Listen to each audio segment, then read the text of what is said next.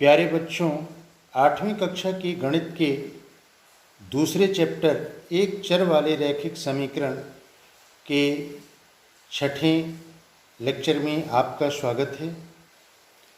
इसके पहले वाले भाग में हम लोगों ने प्रश्नावली 2.2 के पहले से छठे क्वेश्चन तक सॉल्व किया था।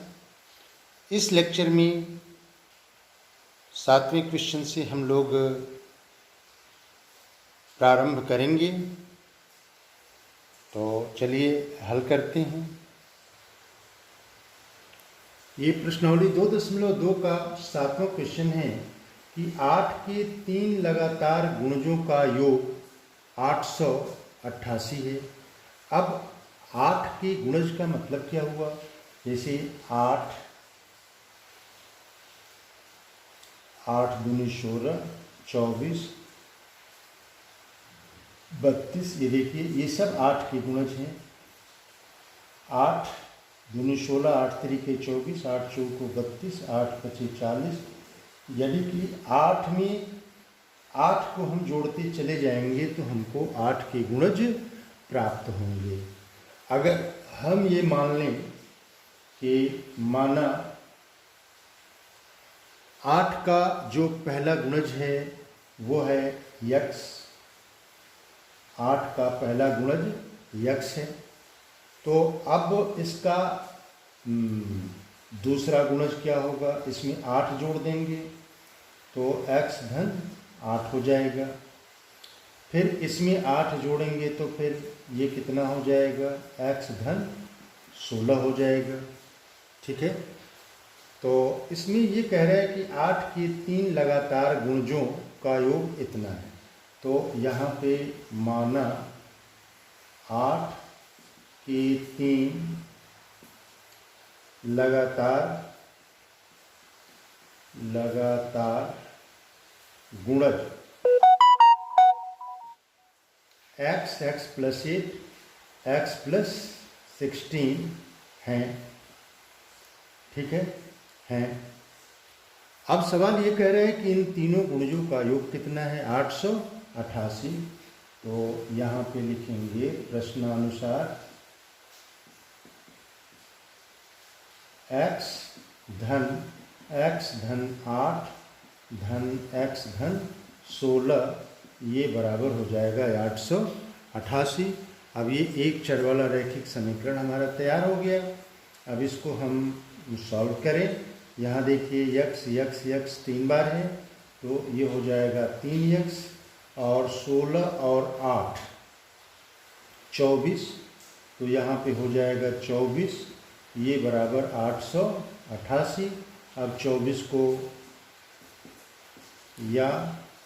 को उधर पक्षांतर कर दें तो 3x बराबर 888 माइनस 24। अब इसको घटाइए, 8 में से 4 घटेगा 4, 8 में से 2 घटेगा 6 और फिर ये हो जाएगा 8। तो इसलिए यहाँ पे x बराबर कितना हो जाएगा? ये 3 इधर गुणा है तो इधर जाएगा तो भाग होगा, तो ये होगा 864 बटे 3। अब ये कट जाएगा, 3 दूनी 6, 2 और 3 अठे 24 और फिर 3 अठे 24। तो यहाँ पे x बराबर कितना आ गया? 288।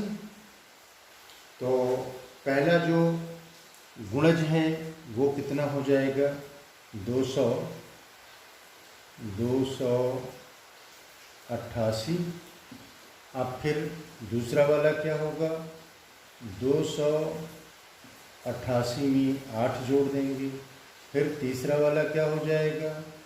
288 में 16 जोड़ देंगे। ठीक है, तो ये कितना आ जाएगा?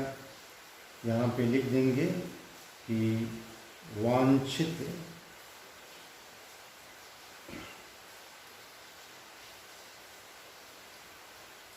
आठ के 3 लगातार वांछित गुणज अतः 8 के 3 लगातार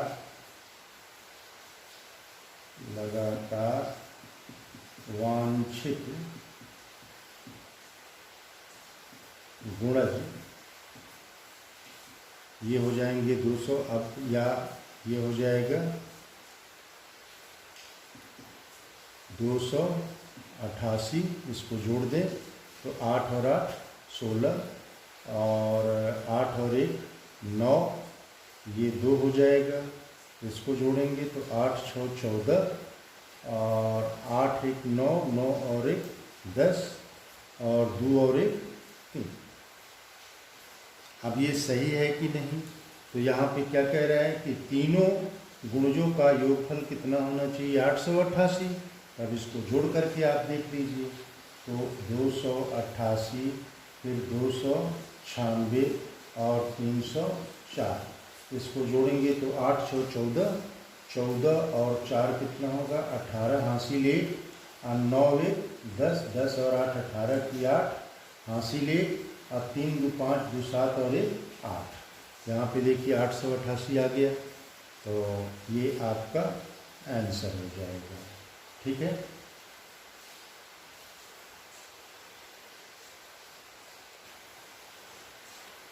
ये 8 नंबर सवाल ये कह रहा है कि 3 लगातार पूर्णांक बढ़ते क्रम में लेकर उन्हें क्रमशः 2 3 तथा 4 से गुणा कर योग करने पर योगफल 74 प्राप्त होता है। ठीक है। अगर 3 लगातार गुणांक ये लगातार पूर्णांक हम लें तो ये माना 3 लगातार पूर्णांक एक यक्स हो गया। अब पूर्णांक लगातार हमको कब मिलेगा? जब प्रत्येक पूर्णांक में हम एक जोड़ते जाएं। तो ये यक्स प्लस 1, फिर इसमें 1 जोड़ेंगे तो यक्स प्लस 2। माना 3 लगातार पूर्णांक एक्स प्लस 1 तथा यक्स प्लस 2 है, तथा यक्स प्लस 2 है। ठीक है। अब इसमें कह रहा है कि उन्हें क्रमशः 2 3 तथा 4 से गुणा किया जाए और उसको जोड़ा जाए तो योगफल 74 आता है। यानी कि इसमें 2 का गुणा करें, इसमें 3 का और इसमें 4 का। तो यहाँ पे लिखेंगे प्रश्नानुसार पहले वाले में 2 का गुणा करना है तो 2x हो जाएगा, दूसरे वाले में 3 का गुणा करना है यानी कि 3x प्लस 1 हो जाएगा, और तीसरे वाले में 4 से गुणा करना है तो 4x प्लस 2 हो जाएगा। अब सवाल ये कह रहा है कि इन तीनों को आप जोड़ दीजिए, तो तीनों को हमने जोड़ दिया। अब ये कह रहा है कि इन तीनों का जोड़ 74 आता है, तो यहाँ पे हमने बराबर 74 लिख दिया। अब ये हमारा एक चर वाला रैखिक समीकरण बन गया।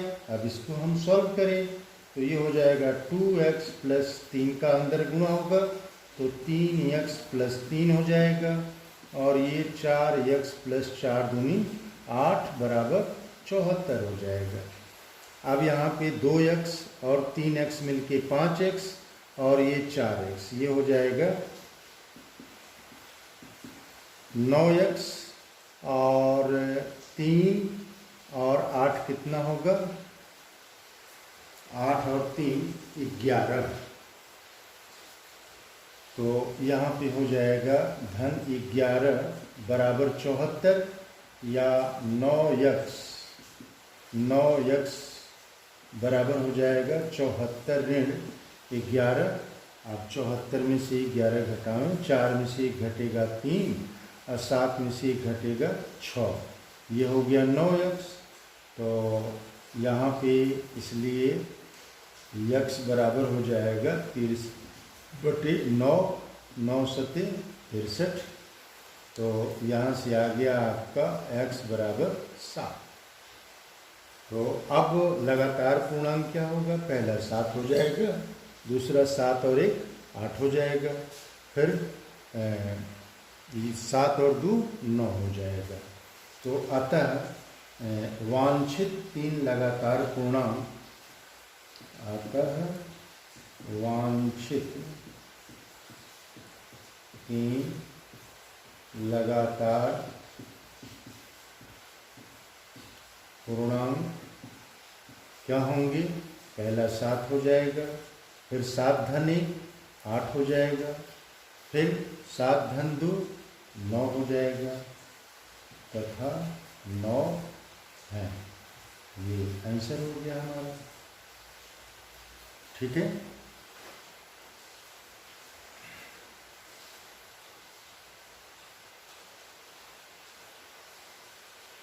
ये क्वेश्चन नंबर 9 है कि राहुल और हारून की वर्तमान आयु में अनुपात 5 संबंधित 7 है। यहाँ पे देखिए, ये राहुल है, ये हारून है और इन दोनों का अनुपात कितना है?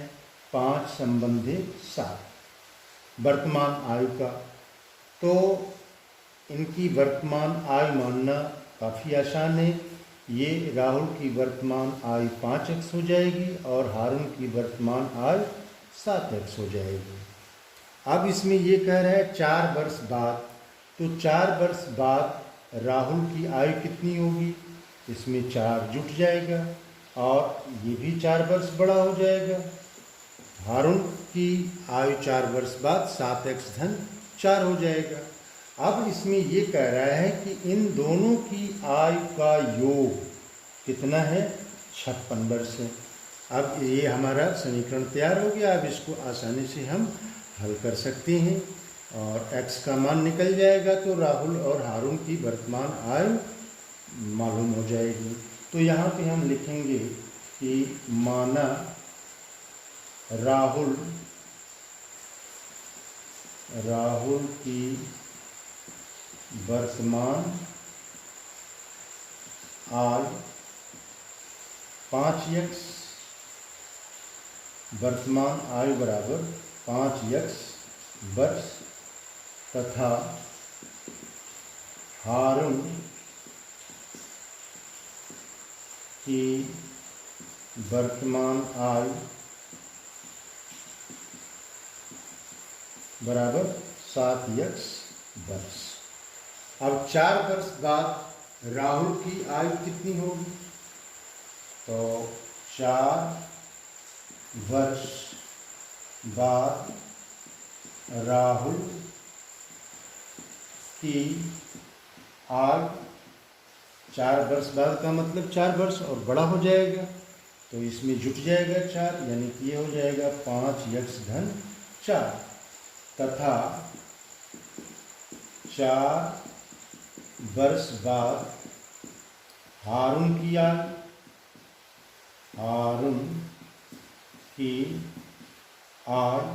ये बराबर कितना होगा? 7x धन 4। ठीक है। अब प्रश्न में क्या कह रहे हैं कि 4 वर्ष बाद इन दोनों की आयु का योगफल 56 वर्ष है। तो यहाँ लिखेंगे प्रश्नानुसार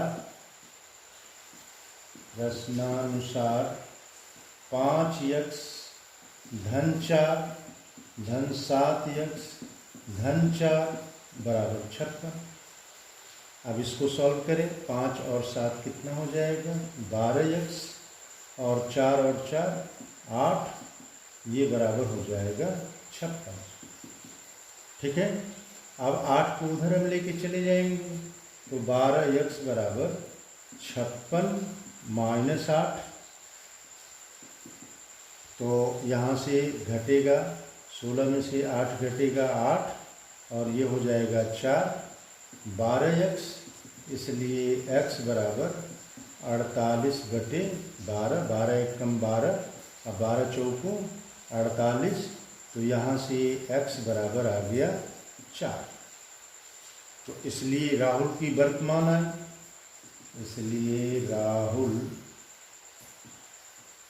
की वर्तमान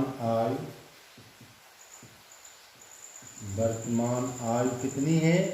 5x, तो ये हो जाएगा 5 गुणे 4 यानी कि 5 चौको 20 वर्ष हो जाएगा। फिर हारून की वर्तमान आयु तथा हारून की वर्तमान आय ये 7x है, 7x यानी कि 7 गुणे 4 और ये बराबर हो जाएगा 28 वर्ष। ठीक है, ये हमारा आंसर आ गया और यही पूछा जा रहा है। ठीक है, अब ये देखिए दोनों की आय 4 वर्ष बाद ये 56 हो रहा है। तो ये समझ में आ गया होगा सवाल। अब अगले सवाल की तरफ चलते हैं हम लोग। 10वां नंबर सवाल है कि किसी कक्षा में बालक और बालिकाओं की संख्याओं में अनुपात 7:5 है। इसका मतलब क्या हुआ कि अगर ये बालक और यहाँ पे ये बालिकाएं हैं, ठीक है, तो इनमें अनुपात कितना है 7 और 5 का। तो मान लेते हैं बालक 7x और बालिकाओं की संख्या 5x है। अब इसमें ये कह रहे हैं कि यदि बालकों की संख्या बालिकाओं की संख्या से 8 अधिक है तो इसको हम दो तरह से कर सकते हैं। या तो इसमें हम 8 जोड़ देंगे तो ये इसके बराबर हो जाएगा, या इसको हम ऐसे कह सकते हैं कि बालकों की संख्या बालिकाओं की संख्या से 8 अधिक है। इसका मतलब बालक की संख्या में से बालिकाओं की संख्या को हम घटावें तो अंतर हमको 8 मिलेगा। ठीक है, तो अब यहाँ पे देखिए इसको कैसे लिखेंगे हम लोग।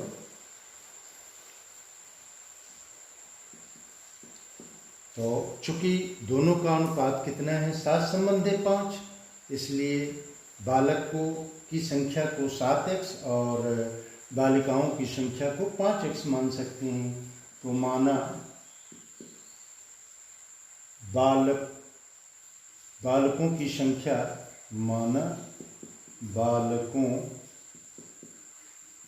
की संख्या बराबर 7x तथा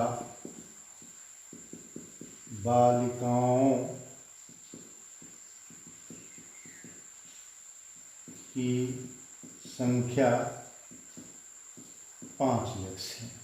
ठीक है, अब प्रश्न में कह रहा है कि इन दोनों का अंतर कितना है 8, लेकिन अंतर न कह करके ये कह रहा है कि बालकों की संख्या से बालकों की संख्या बालिकाओं की संख्या से क्या है 8 अधिक है। ठीक है, तो यहाँ पे लिखेंगे प्रश्नानुसार 7x माइनस 5x बराबर हो जाएगा 8। अब ये 7x में से 5x घटेगा तो कितना होगा 2x बराबर 8, इसलिए x बराबर 8/2, 2 चौको 8, या x बराबर हो जाएगा x बराबर 4। तो इसलिए बालकों की संख्या, इसलिए बालकों की संख्या बराबर हो जाएगा 7x और ये होगा 7 गुणे 4 यानी कि 28। ठीक है, और बालिकाओं की संख्या तथा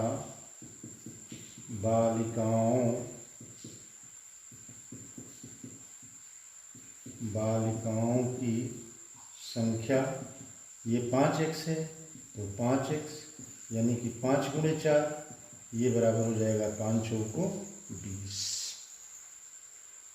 ठीक है, तो ये हमसे पूछा गया था कि कक्षा में, अच्छा बालकों की संख्या से, तो यहाँ पे ये है कि कक्षा में कुल कितने विद्यार्थी हैं। तो कक्षा में कुल कितने विद्यार्थी हो जाएंगे, तो इसलिए कक्षा में कुल विद्यार्थियों की संख्या, अतः कक्षा में कुल विद्यार्थियों की संख्या विद्यार्थियों की संख्या, कुल विद्यार्थियों की संख्या का मतलब कि बालिका और बालिकाओं का योगफल, तो ये हो जाएगा 28 धन 20 और ये हो जाएगा 8 और 2 और 2 4, यानी कि उस कक्षा में टोटल विद्यार्थी कितने थे? 48 थे। ठीक है, तो अब इस लेक्चर को मैं यहीं समाप्त करता हूँ और ये लेक्चर कैसा लगा इसे कमेंट बॉक्स में लिखिएगा और इस वीडियो को लाइक कीजिए, शेयर कीजिए, सब्सक्राइब कीजिए। Best of luck.